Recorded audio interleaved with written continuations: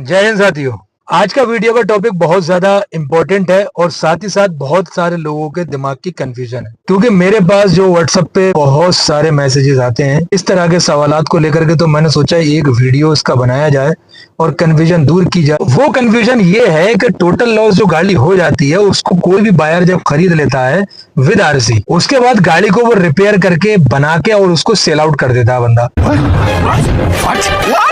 क्या वो गाड़ी जो हमने खरीद ली है, जो टोटल लॉस ऑलरेडी हो चुकी थी, दोबारा से उसको हमने खरीद लिया, क्या उस गाड़ी को लेना सही है? और या उस गाड़ी का एक फ्रेश इंश्योरेंस दोबारा से हो सकता है? और साथ ही उस गाड़ी अगर दोबारा से उसमें टोटल लॉस हो जाती है वो, तो क्या इंश्योरेंस कंपनी वो क्लेम पे करेगी? दिमाग में यही जो है उलझन पैदा हो जाती है कि यार ऑलरेडी एक बार तो इसका क्लेम टोटल लॉस का हो गया है, गाड़ी का पूरा पैसा इंश्योरेंस कंपनी दे चुकी है, अब दोबारा क्यों देगी? तो इसी तरह की कंफ्यूजन्स को जितनी भी हैं उनको दूर करने के लिए ये वीडियो है और सारी चीज मैं आपको स्टेप बाय स्टेप समझाऊंगा insurance regulatory and development authority of India यानी कि IRDAI की गाइडलाइन के अकॉर्डिंग। चलिए बिना देरी किए वीडियो को स्टार्ट करते हैं। उससे पहले जो भी चैनल पे पहली बार है चैनल को सब्सक्राइब करना ना भूले, साथ ही अगर वीडियो लगे कुछ इन्फॉर्मेटिव है तो एक लाइक करके वीडियो में जरूर जाना और अपने फ्रेंड सर्कल में इसको शेयर करना ना भूले। सबसे पहले समझ लेते हैं हम कि टोटल लॉस इंश्योरेंस कंपनी किस कंडीशन में करती है।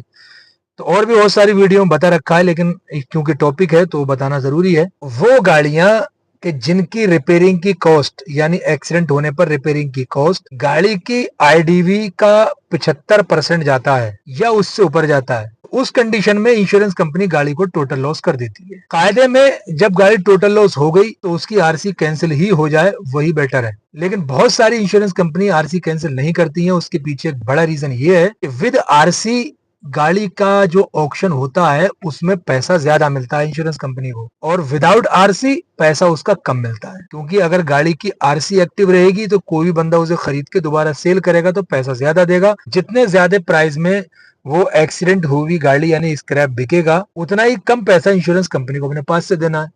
मान लीजिए आपकी गाड़ी की IDV लगी है 10 लाख रुपए, गाड़ी आपकी एक्सीडेंट हो जाती है और इंश्योरेंस कंपनी आपको 10 लाख रुपए पेड करेगी, तो टोटल लॉस अगर हो गई है गाड़ी, तो वहां पे इंश्योरेंस कंपनी क्या करती है, जो गाड़ी का ऑक्शन करती है यानी उसकी सैल्वेज वैल्यू जो लगाती है, जो एक्सीडेंट हो जाती है कार उसकी, तो विद RC इसलिए लगाती है कि विद RC गाड़ी मान लीजिए वो गई 4 लाख रुपए की, तो वहीं पे अगर RC उसकी नहीं है, RC कैंसिल हो गई है, तो वो गाड़ी 4 लाख की नहीं, वो मुश्किल से 1 लाख रुपए की जाएगी। अब 1 लाख वो बायर देगा और बाकी का 9 लाख इंश्योरेंस कंपनी को देने हैं। यहीं पे अगर RC के साथ में इंश्योरेंस कंपनी गाड़ी को सेल कर रही है तो गाड़ी जा रही है 4 लाख रुपए की, तो इंश्योरेंस कंपनी को देना है सिर्फ 6 लाख अपने पास से, 6 लाख रुपया, बाकी का 4 लाख वो आपको बायर दे गया। इंश्योरेंस कंपनी को कितने का प्रॉफिट हुआ? 4 लाख रुपए का। समझ रहे हो आप? यहाँ पे तो 6 लाख पेड करने हैं, विदाउट RC देने थे उसे 9 लाख, अब यहाँ देने 6 लाख, 3 लाख उसने फिर भी बचा लिया अपने। इसलिए कुछ इंश्योरेंस कंपनियां जो है गाड़ी की RC को कैंसिल नहीं करवाती है। यहाँ तक समझ आ गया आपको?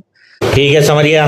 अब यहाँ से कहानी होती है शुरू, जब बायर उठाता है गाड़ी, कंफ्यूजन वाली। जब बायर गाड़ी उठा के ले जाता है फिर उसको वो रिपेयर करता है, कोशिश करता है कि एक बेहतरीन तरीके से गाड़ी को मैं बना दूं, रिपेयर कर दूं।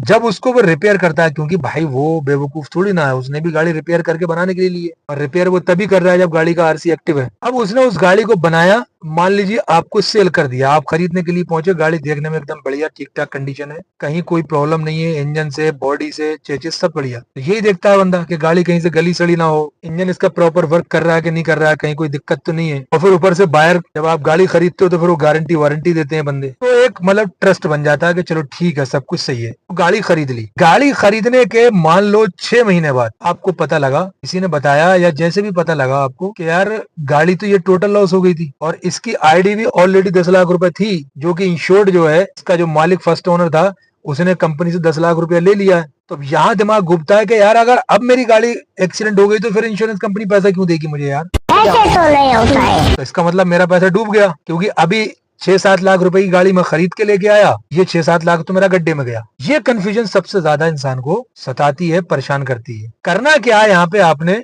सबसे पहले जब भी आप गाड़ी खरीदो इस तरह की कोई भी, जरूरी नहीं है कि हर गाड़ी टोटल लॉस हो, कोई भी सेकंड हैंड कार खरीदो, एम परिवहन का एक ऐप आता है, उस पे गाड़ी का नंबर डालो, जो भी लाइसेंस प्लेट नंबर पे लिखा है नंबर, वो नंबर डालो और वहां देखो इसका आरसी का स्टेटस क्या दिखा रहा है। वहां पे एक ऑप्शन आता है आरसी स्टेटस, एक्टिव है या इनएक्टिव है या ब्लॉक है, क्या है। अगर वो आपको एक्टिव नजर आ रहा है यानी कि आपको कोई प्रॉब्लम नहीं। और IRDAI के अधिनियम सर्कुलर के हिसाब से 2017-2020 के सर्कुलर के हिसाब से IRDAI क्या कहता है, वो ये रहा आपकी स्क्रीन पर।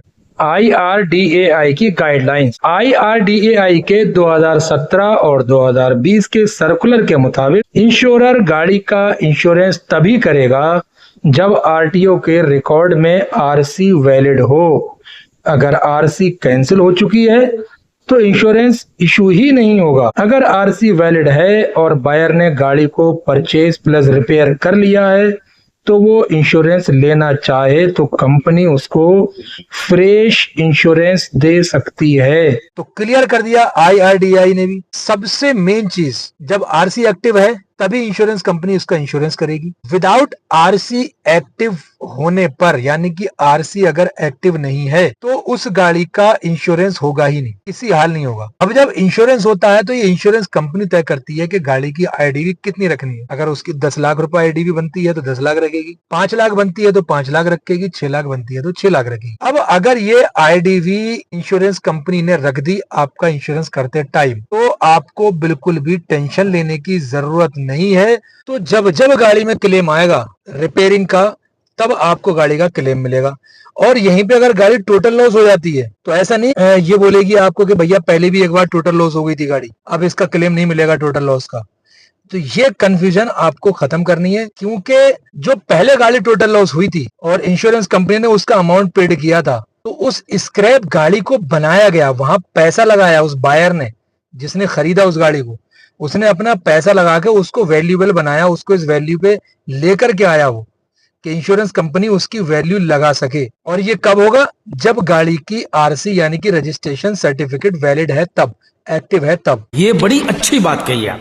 अब यहीं पे अगर आप RC कैंसिल गाड़ी है, आपकी रजिस्ट्रेशन उसका वैलिड नहीं है और आप सोचो मैं उसको बना के इंश्योरेंस कर लूं, तो इंश्योरेंस उसका नहीं होगा। अगर RC एक्टिव है इंश्योरेंस तभी होगा, अदरवाइज नहीं होगा। 100 की बात तो ये है। और जब हमारा इंश्योरेंस हो गया तो बात खत्म हो गई भाई, वहीं से क्लेम आ रहा तो क्लेम लेंगे, सारा सब कुछ वही, मतलब नॉर्मल कंडीशन हो गया। ऐसा नहीं कि अगर गाड़ी टोटल लॉस हो गई तो इंश्योरेंस कंपनी कहेगी पहले भी भाई तुमने क्लेम लिया था टोटल लॉस का, फिर दोबारा नहीं देंगे। ऐसा कुछ भी नहीं है, ऐसे तो नहीं होता है। क्योंकि जब गाड़ी का इंश्योरेंस करेगी इंश्योरेंस कंपनी, कोई भी कहीं भी करवाओगे आप, तो उस गाड़ी का इंस्पेक्शन होगा, फोटोज होंगे उसके कि अभी गाड़ी किस कंडीशन में है, उसके फोटो खींचे जाएंगे, उसका वीडियो बनाया जाएगा। अगर इंश्योरेंस कंपनी को लगेगा कि हाँ ठीक ठाक है, कंडीशन सब कुछ सही है और इसकी वैल्यू सही है, ये होना चाहिए, तभी इंश्योरेंस कंपनी उसका इंश्योरेंस करेगी। तो जब भी गाड़ी का कभी क्लेम लोगे तो वो फोटोग्राफ जो कि इंश्योरेंस रिन्यूअल करवाते टाइम आपने करवाए थे, वो सर्वेयर उनको चेक किए बिना आगे का प्रोसेस नहीं करेगा। ये बड़ी अच्छी बात कही आप। तो उम्मीद करता हूँ ये चीज आपको समझ आ गई होगी। टोटल लॉस गाड़ी को दोबारा से बना करके बेचना और फिर इंश्योरेंस कराना, फिर क्लेम लेना, फिर टोटल लॉस होना, इसमें कोई भी कंफ्यूजन वाला मैटर है ही नहीं। अगर वीडियो सही लगा हो तो एक लाइक करके वीडियो पे जरूर जाना। चैनल पे पहली बार आया तो चैनल को सब्सक्राइब कर देना। साथ ही वीडियो को अपने फ्रेंड सर्कल में जरूर शेयर करना। हो सकता है कोई बंदा टोटल लॉस गाड़ी खरीदा हो और उसके दिमाग में ये चीज चलती हो और वो कहीं वहां पे बवाल में फंस जाए। लेकिन ध्यान रखना, हमेशा गाड़ी जब भी खरीदे एम परिवहन के ऐप पे डाल के उसको चेक कर लें, RC स्टेटस उसका एक्टिव हो तभी गाड़ी को खरीदें अगर आपको रोड पे चलानी है, अदरवाइज आप गाड़ी ना खरीदें। बात तो सही है। इस वीडियो में मैंने जो भी जानकारी आपको दी, अगर इसमें कहीं कुछ डाउट है आपको, कोई भी चीज, कोई भी पॉइंट, तो उसको आप मेरे से व्हाट्सएप पे मालूम कर सकते हैं। डिस्क्रिप्शन में अपना व्हाट्सएप का नंबर दे के रखता हूँ हमेशा मैं, वहां जाइए, नंबर को सेव करिए और कांटेक्ट कीजिए। यदि आपकी गाड़ी का भी इंश्योरेंस रिन्यूअल होना है ऑल ओवर इंडिया, आपको कोई भी प्रॉब्लम का सामना करना ना पड़े क्लेम के टाइम पर, तो प्लीज अभी डिस्क्रिप्शन में जाइए, व्हाट्सएप का नंबर उठाइए, वहां पे आप अपना RC और प्रीवियस पॉलिसी जो करंट टाइम चल रहा है उसको हमसे शेयर कीजिए। हम आपको बेस्ट इंश्योरेंस कंपनी का एक बेस्ट कोटेशन प्रोवाइड करने की पूरी कोशिश करेंगे। और जैसा कि आप जानते ही हैं, क्लेम में आपको कहीं से कहीं तक कोई प्रॉब्लम नहीं आना है, आप किसी भी स्टेट से ये वीडियो देख रहे हैं। तो मिलते हैं फिर किसी नेक्स्ट वीडियो में नेक्स्ट टॉपिक के साथ में। दुआ में याद रखना, जय हिंद।